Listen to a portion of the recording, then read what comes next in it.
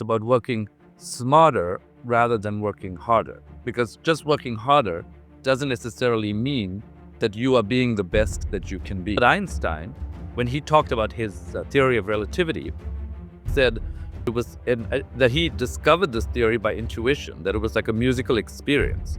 So even though the eventual theory ends up being focused, the source of that focus is from the unfocused brain. You're listening to Getting It Wrong to Get It Right. Hello folks, and welcome to today's show, Breakthrough Brands. And I have a very special guest on today, Srini Pillay. Have I got the name correct? It's Srini Pillay. Pillay. L-L-A-Y. Perfect. And this gentleman is well established around the world, and he's published a book, Unlock the Power of Your Unfocused Mind. Welcome to the show. Thanks so much for having me, Joe. I'm delighted. So tell me a little bit about yourself before we get into the book. Where did it all start for yourself? I'm not sure where to start, but I was born in South Africa, went to medical school there, and then after medical school decided that I wanted to do a year of neurochemistry research, did that, and then did my residency at Harvard in Boston, became a psychiatrist, then did about 17 years of studying the brain, and so became a brain imaging researcher, after which I decided that I wanted to apply this information across different fields. And I also directed the anxiety disorders clinic at Harvard, at McLean Hospital, and I continued my clinical practice. So I thought a nice thing to do would be to connect human behavior with some of the brain findings and then find a very different field in which I could apply that. So I became a certified master executive coach, and then started working with leaders within Fortune 500 companies, helping them try to figure out how to manage their anxiety and stress and volatility and enhance their creativity and innovation by drawing on the research of brain science to help them do this. So that's one of the sort of trajectories in my life right now. And I'm currently also have founded a couple of technology companies that have to do with embedding learning within companies so that after we teach it, they can keep it online. And then also looking at some augmented reality and virtual reality paradigms as well. And in addition to that, I work in biotechnology, where I work with investment companies, helping them understand which drugs across the spectrum of medicine might be approved or not. And I'm a musician currently writing a musical. So I'm doing a lot of different things currently. I can hear another book there somewhere. Do you know that?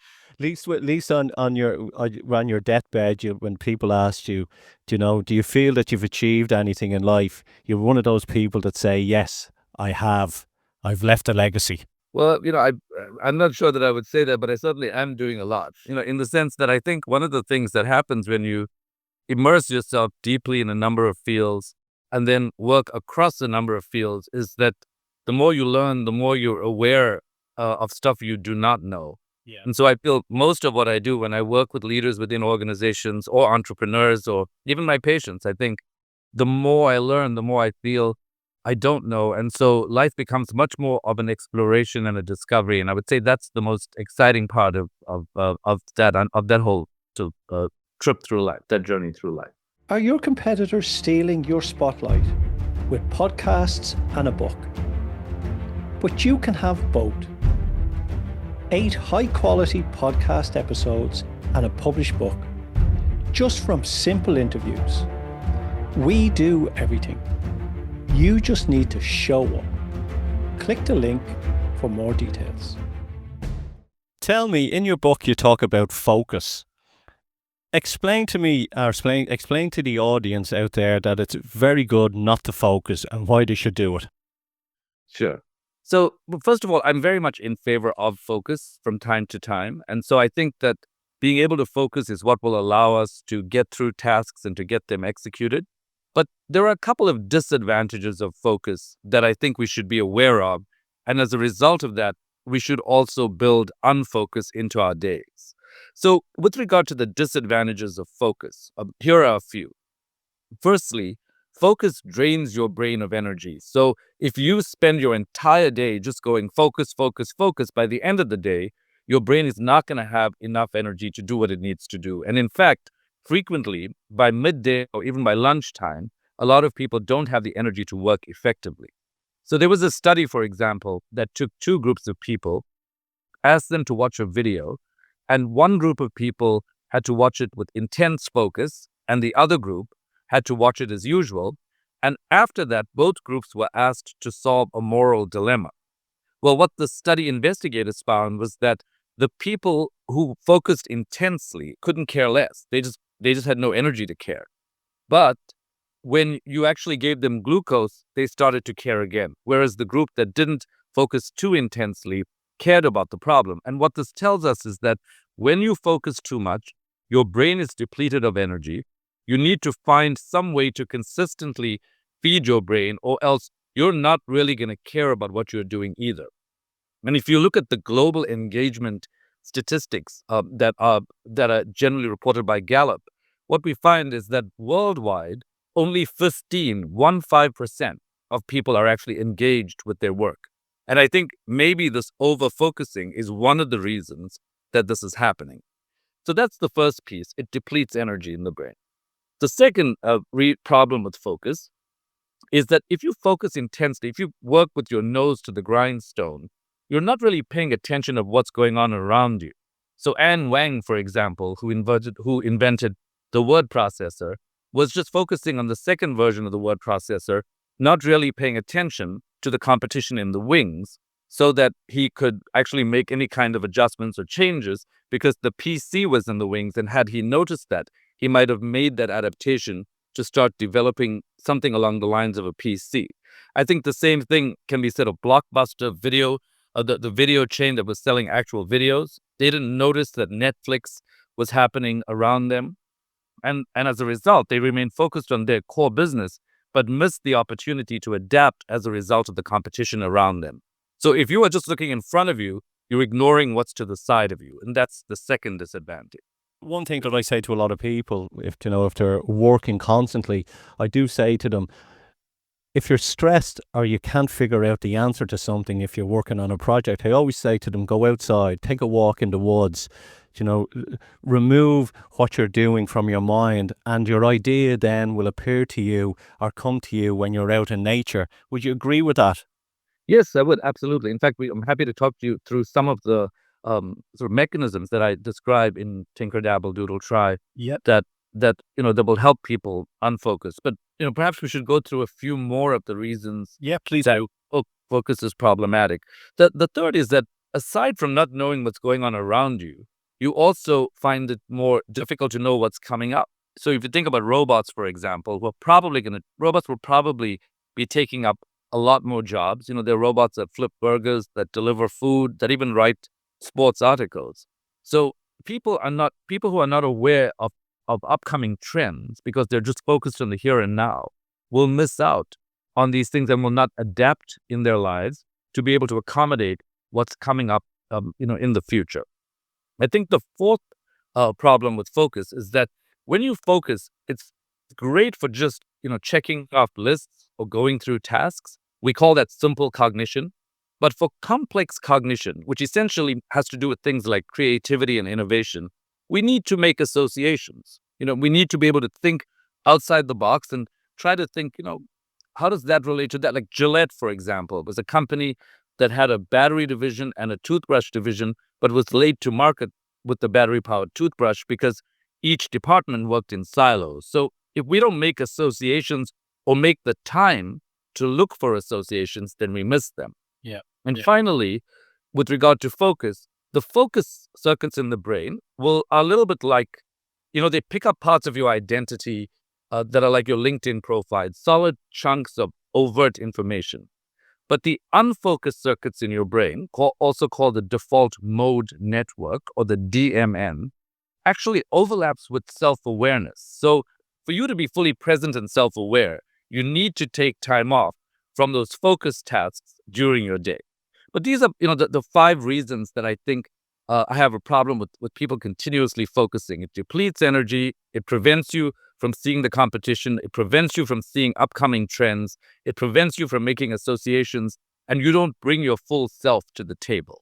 And as a result of that, you end up being a much more limited version of who you are, because you haven't created the time to unfocus, to let your brain do the work that it's capable of doing. My wife then, she would be someone that needs to focus on everything all the time. She's a planner and, she sets her to-do lists. Do you think people need to sort of be able to, do their to-do list or focus fully on what they need to achieve? And sometimes also we find that fear can creep in as well if you're not working enough. How do people get around that?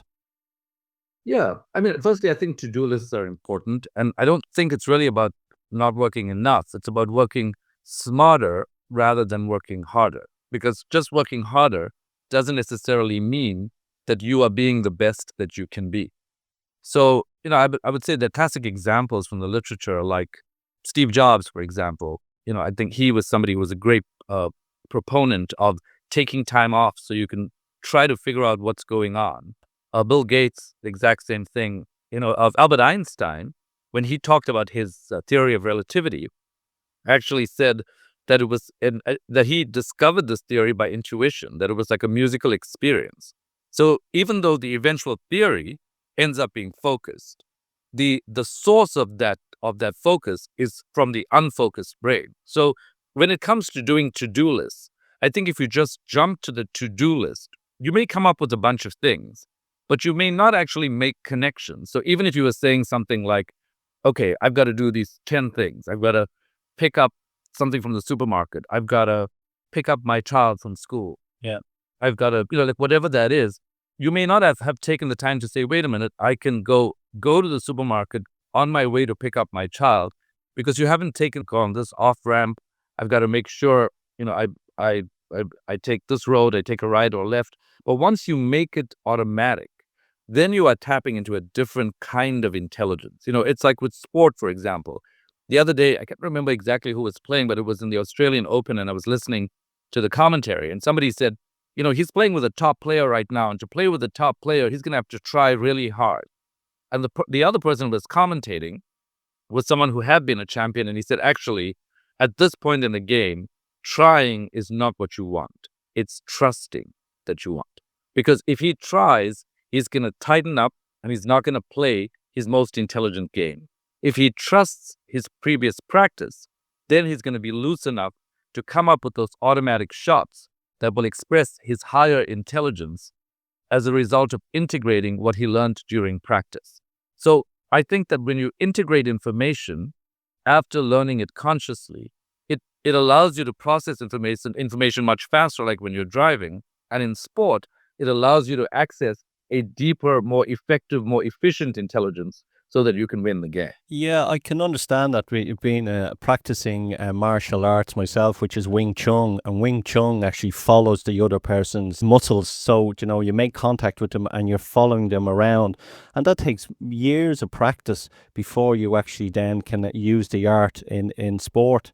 A psychologist over here in Ireland called Richard Burke, he calls the mind the child and the elephant. And what he's basically saying is that the child, the conscious mind, is sitting on top of an elephant, which is the subconscious mind.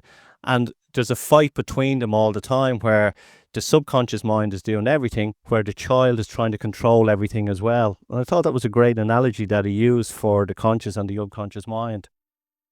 It really is, because I think so much of the time, we relegate most of what we're doing to the conscious mind. Like a lot of people I work with sometimes will say, why are you doing so many different things? I wish you would just focus on one thing. Well, I've done a lot of things with a lot of depth over time. And what I'm finding is that my work in music is informing my work in science. I'm finding that my work in technology is being informed by my work in music. And I'm not the first person in the world to think that. I think that's what Einstein was referring to when he said that he owes the discovery of the theory of relativity to his musical background. I think most people who have another interest will know that if they just follow the child, they're not going to get an outcome that has a lot of depth. Whereas if they consider both the child and the elephant, and they figure out how to switch effectively between the two, it's what I call cognitive rhythm. When they're able to switch effectively between the two, that's when you use your brain in the most effective way possible. Do you want to stop selling and start truly growing your business? Check out our free resources. attract the right clients, and close more deals and elevate your business to the next level. Visit joedalton.ie. We're here to make it happen. Let's grow together. How do people train themselves, or how do you teach people to use their subconscious mind or train the subconscious mind out of either negative thoughts to a more happy, positive thoughts? Sure. Well, so there are a lot of different ways. I would say what I usually do is I start with a few very practical, simple, easy to use, tools and techniques, and then the discussion becomes a little bit more abstract and deeper. But to start out a little bit more superficially, I would say that the basis of everything that I teach people within organizations is that the brain can change. So businesses are made up of people, and people have brains, and the brain can change. In fact, if you change your brain, studies have shown that changing your mindset it can increase your efficacy, and is the best use of managerial time is trying to change people's mindsets. Because that improves the outcomes 4.4 times. So the basis of what I teach is that your brain can change, and you can change it in a number of ways. And the first piece that I teach people is self-talk. So if you ask, well, what does self-talk mean? What self-talk means is that there are very particular ways when you talk to yourself, either out loud or in your head, that can actually change your brain. And studies have shown, especially with cognitive therapy, studies have shown that self-talk can be particularly sort of helpful. So here are some principles, for example, that I think people would potentially like to reflect on. The first is, when you are forming a goal in your life, rather than saying, do not do that, like do not lose your temper at the board meeting, or do not spend money, or what you should do is frame the goal in the positive. Because when you frame a goal in the positive, if you say, spend less money, or be judicious about how you're spending the money. Or if you say, I want to maintain my calm at the board meeting, it's much more effective, because Daniel Wegner, who's a researcher at Harvard in psychology, he has this amazing body of research that shows that under stress, your brain effectively does not hear the word no. There's too much going on under stress for it to inhibit what you're asking it to inhibit. And as a result, it does exactly the opposite of what you want it to do. And this has been shown in a number of different instances. So the classic example is, you're at a party, you're holding 2 glasses of wine, and just as you're walking past the white couch, you say, do not drop the wine. Why is it that the moment you say do not drop the wine's all over the couch? And that's because you said do not drop the wine, and your brain, under situations of stress, doesn't even hear that. They've also shown this in soccer players as well. So with soccer players, if they're scoring penalties, if you put eye tracking devices on their eyes, and if they say do not kick the ball to the right, the eye goes to the right immediately.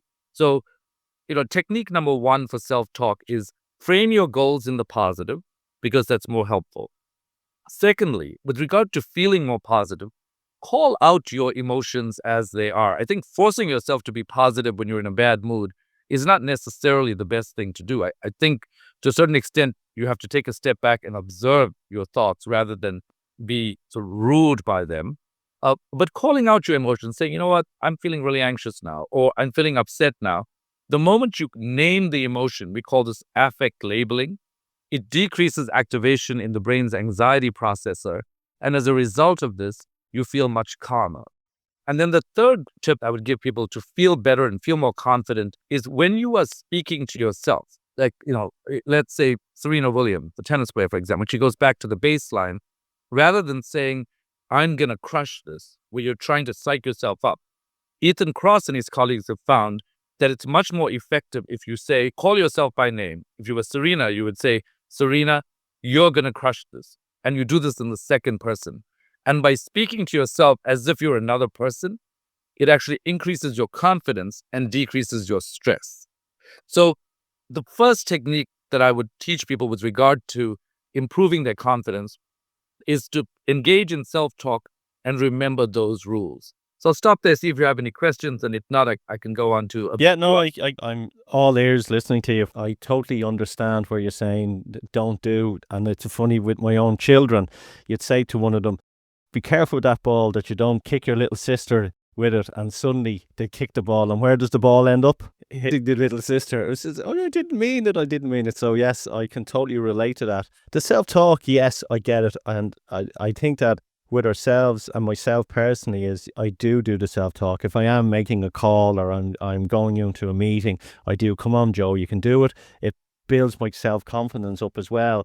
And there's one thing that I do as well, which maybe you may be able to touch off, is part of my self-talk as well, and part of me moving through my day is meditation. Do you teach people, or do you even tap into the likes of meditation as well to help people move forward? Yes. So I would say, so I myself practice transcendental meditation, which I find really helpful. But I think if we had to base it on the research data, probably the research backed up form of meditation that has the most data backing it up is what we call mindfulness meditation. And so that brings me to the second set of strategies for decreasing anxiety and becoming more positive. It's defined by the mnemonic. It's a reframing technique that's based in a lot of brain research that shows that you can shift brain blood flow from the anxiety center back to the thinking brain when you're thinking about how to manage this anxiety. And so I ask people, when they're feeling freaked out by something or they're feeling not confident about something and they want to address this anxiety, think of the mnemonic circa, where, and I'll ask people, take out a piece of paper and a pen and write this down. The first C stands for chunking. And what that means is if you're presented with a big problem, like you've got to get this report done in 3 weeks, you chunk it down and say, what can I do in the next 3 days? What can I do? The moment you start breaking it down for your brain is not that overwhelmed. So it actually works much better. The I stands for ignore mental chatter. And that relates to the meditation that you were talking about, where if you practice, I think ideally 20 minutes twice a day, but if you don't like to do that, then maybe start with 5 minutes, where whatever mental chatter is going on, you close your eyes, you place your attention on your breath. And as you place your attention on your breath, you'll notice your mind's just chattering. Oh, what about that? What am I going to do at 10 o'clock, 12 o'clock, 1? And you just keep your attention like a flashlight on your breath as you breathe in and out. And whatever chattering is going on, you just let it go on. And what studies show is if you practice this, and sometimes your mind goes back to the chatter, but you gently bring it back to your breath. If you practice this, what the studies show is that it decreases activation of anxiety center in the brain. And it can also improve potentially your longevity as well. So mindfulness meditation, I think, is especially helpful. And if someone's listening to this and they're thinking, oh man, I hate meditation, like I don't want to be sitting still, realize that there are other forms of meditation as well. There are walking forms of meditation. There's a website called Headspace where you can meditate by playing these games. So there are a lot of different ways in which you can activate these circuits in similar ways. The R in the mnemonic stands for reality check. And what this means is this too shall pass. Just telling your brain, this too shall pass, really helps it, because a lot of times when you open up an email and you're irritated with it, or if you get some kind of anxiety-provoking task to do, we often think it's going to last forever. But if you say this too shall pass, you actually know that it's going to pass, and so you're able to put that aside. Then the C, the next C in circa, is for control check. And control check essentially means that we try to control a lot of things, right? We try to control the stock market. We try to control who's president. We try to control what the weather is. A lot of stuff we try to control is just pointless trying to control it unless we're going to do something about it. So ask yourself, is there something I'm trying to control or something that's bugging me that I should just let go? And that's what that control check is. And then attention shift is simply taking your attentional flashlight and taking it away from the problem onto the solution. So rather than saying, I need to make $100,000, how am I going to make it? You say, let me think about people who are in my position, who don't have a great likelihood of doing this, how those people actually achieve that. And that way you're asking about solution-oriented thinking, and you're already giving your brain the message that you may not know how to actually make that money, but by giving your brain that message, you're saying it's possible, let's try to figure this out. So the mnemonic circa incorporates the idea of meditation, and I think meditation is especially helpful. I think the one thing I would say about that is that my book, Tinker Dabble Little Try, it advocates both meditation, because meditation, even though it's focused on your breath initially, there is a more unfocused period afterwards. But the second thing is that studies have shown that mindfulness meditation is better for analytical problem solving. Whereas one of the things that I prescribe is mind wandering or positive constructive daydreaming is actually better for creative problem solving.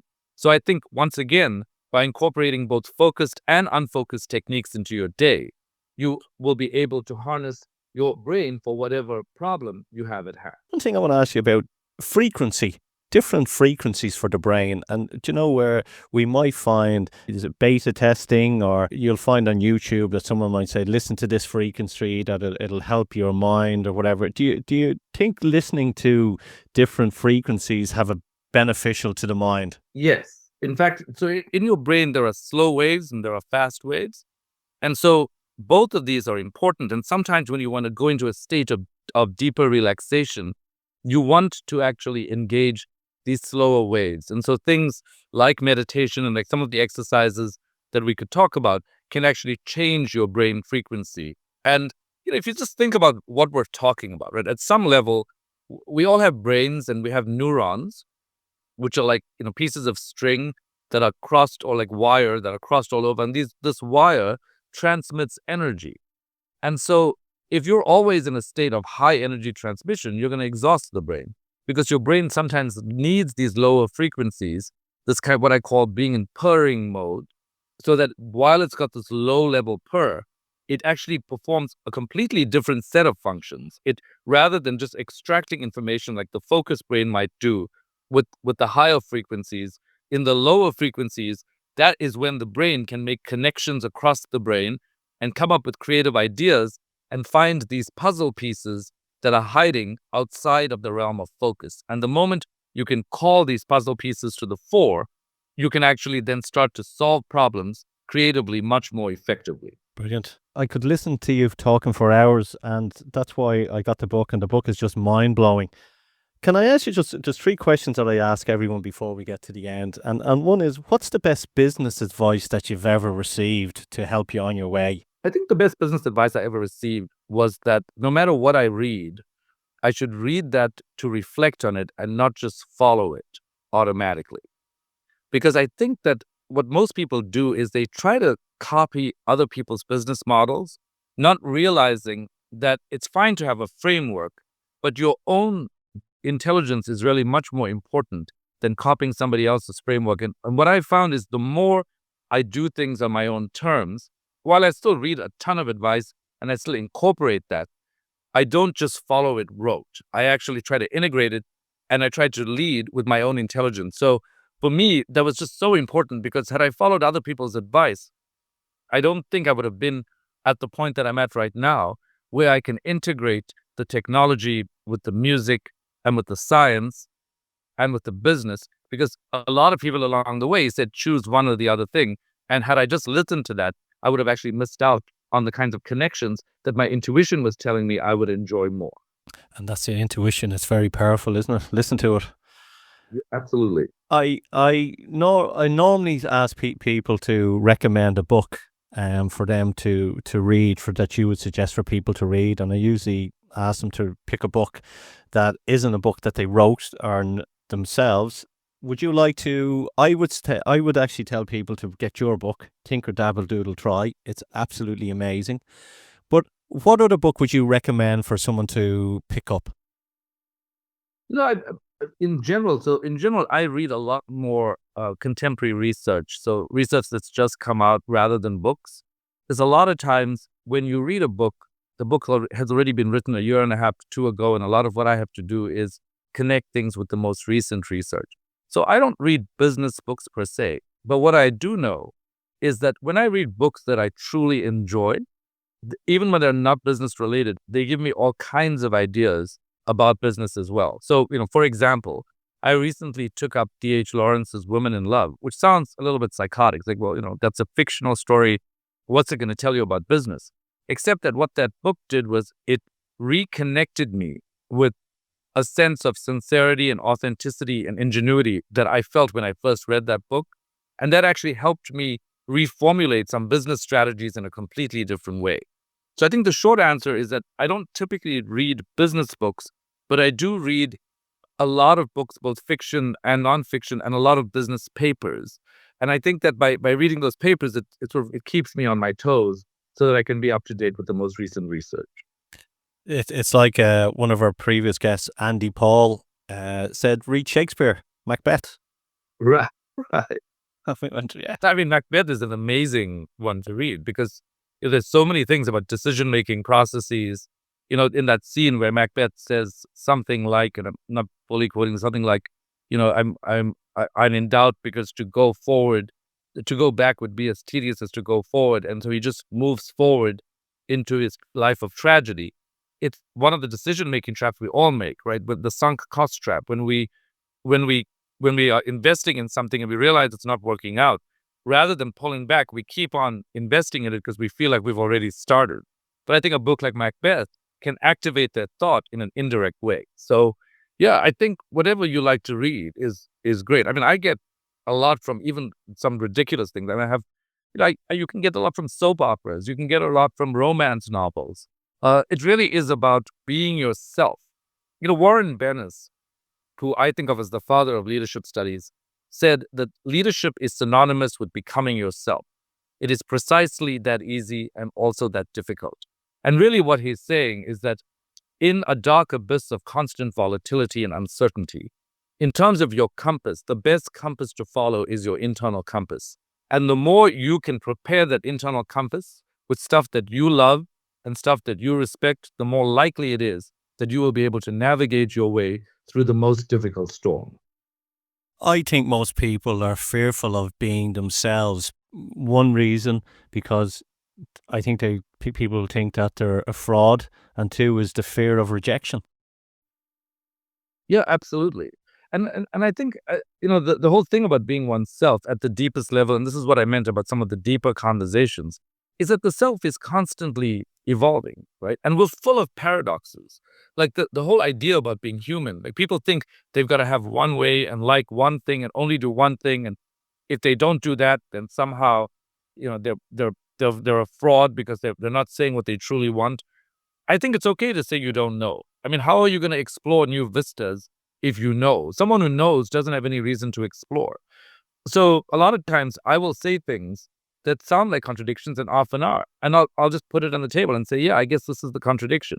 Like, I think focus is important, but I think unfocus is important as well. I think it's as important to say no as well. Absolutely. I think there's a great video, if you Google it online, Lady Gaga talking about her life at a moment of crisis. And she said she was actually thinking about giving up her career in singing because she started to become this person she couldn't even recognize. A person who was selling perfumes, a person who was just doing stuff for money. And she said, I lost my core. And then I started to say no. And she said, when I started to say no, that's when I'd go home in the evening and I would look at myself in the mirror and I would say, I can sleep with any time because you are authentic and you're real. And you're saying no because you don't want to do stuff that you don't like. And I think to every person out there, there's at least one thing in your life right now that you're doing that you can say no to. Yeah, I think there's a romance in everything as well. Let's look at people that are employed, and they have this romance of setting up their own business, or they have the romance of being an entrepreneur, and they can't because they're trapped in a mortgage or they're trapped in bills with family as well. And I hear a lot of people going, "Oh, follow your dreams, do what you want," and all, but a lot of people can't because of the situation that they're in. What sort of advice would you give those people if you could give them advice? I think I would say, first of all, recognize that if you are operating at the same level that you're operating now, then probably what you're saying is correct. Because what you actually need in that circumstance is some kind of creative way to extract yourself from that cage. And so in the book, I actually talk about possibility thinking, which is a lot like the growth mindset, which Carol Dweck studied, which essentially has been proven. It's been proven people will actually advance faster at work. They will be promoted more. There are much better outcomes educationally. Poorer kids do poorly at school. The moment they have the growth mindset, they do as well as any other kid. I mean, this possibility mindset is really important. And I think the question I would have for someone who says, I've got a mortgage to pay, and I can't just follow my dreams because I've got to live a practical life. I would say, do you think there's any person in the world who has had a mortgage to pay and who has felt constricted in the way that you feel constricted, who has actually been able to extend their lives closer to their dreams? And if you say there's 0 people, then we'd understand that. But I think we all know that there's always the exception that you can emulate. And possibility thinking, which is self-talk to your brain, that something is possible, can actually help you think about what would someone who has a family and who has a mortgage do if they wanted to increase their degree of freedom. And I think by asking yourself what this exception does, just by knowing that it's possible, studies have shown this will increase your dopamine, make your brain feel more jazzed. It will come up with ways that you ordinarily could not see. And you will often find that, with possibility thinking, I think, the thought that comes to mind is a quote by Muhammad Ali, who said, "It's not the mountain in front of you that's the problem. It's the pebble in your shoe." Yeah. And I think that we have to all ask ourselves, is it really my life circumstance, or am I not prepared to give myself that extra boost with a sense of belief? And I know it's not easy, but I would encourage anyone in that position to try to emulate the exception. There's 3 things that come to mind. One is, you hear people saying fear of failure, and then there could be fear of success. But I think the biggest problem with a lot of people is procrastination. Yeah. I mean, so I think all 3 of those are really important. I think procrastination is more about self-doubt. And I think people doubt themselves because they feel like they don't know the way forward. Whereas I think not knowing the way forward is a pretty sensible state of mind to be in. Steve Jobs himself said that the thing he most relied on in his life was the fact that you cannot join the dots going forward, but you can join it looking backwards. And he said, you have to follow something. And he called it, in his words, something like gut, karma, destiny, whatever. There is an intuitive capability that we are all endowed with that we need to follow. And doubt comes about when you turn to look at the child rather than the elephant. And when you try to figure things out consciously, nobody who has a family and a mortgage and financial obligations is going to be able to figure things out consciously. You've got to figure out a way to release your unconscious brain. And that, I think, will take you out of procrastination mode and allow you to see possibilities where you haven't seen possibilities previously. Yeah, I think it's like, for myself, I follow my gut, and it's the intuition that, you get that, do that now, and it's 3:00 in the morning, and you jump up and write it down, because if you don't write it down at 3:00 in the morning, when I wake up in the morning, I forgot it. So it is allowing that subconscious mind to move forward. Tell me this, where can people find you? Where can they buy your book? Where can they log into any of your training courses? Give us all your details, please. Thank you. Yep. So you can find me at drsrinipillay.com. It's DRSRINI.com. So it's drsrinipillay.com. So after the I, it's a PILLAY. If it's a business, it's nbgcorporate.com. So it's N as in Nancy, B as in boy, G as in girl, and then the word corporate, all one word, .com. And I'm on Facebook and on Twitter and on Instagram. Would love to interact with people and frequently putting out writings. And I always say to people, I both believe and don't believe what I say, because I feel like the nature of research is that we're constantly reinventing what the truth is. So I think that what I provide to people is frameworks. And what I ask of them is to meet those frameworks with their own ingenuity. And so by going to any of those sites, I think it'll be evident that that's the way in which I would recommend that you proceed in life. Srini, what's the future for you? I don't know. Right now, I'm pretty excited about the technology that we're developing, and I'm pretty excited about the musical that I'm writing, because the music is actually sort of incorporating a lot of the principles from the books that I've written.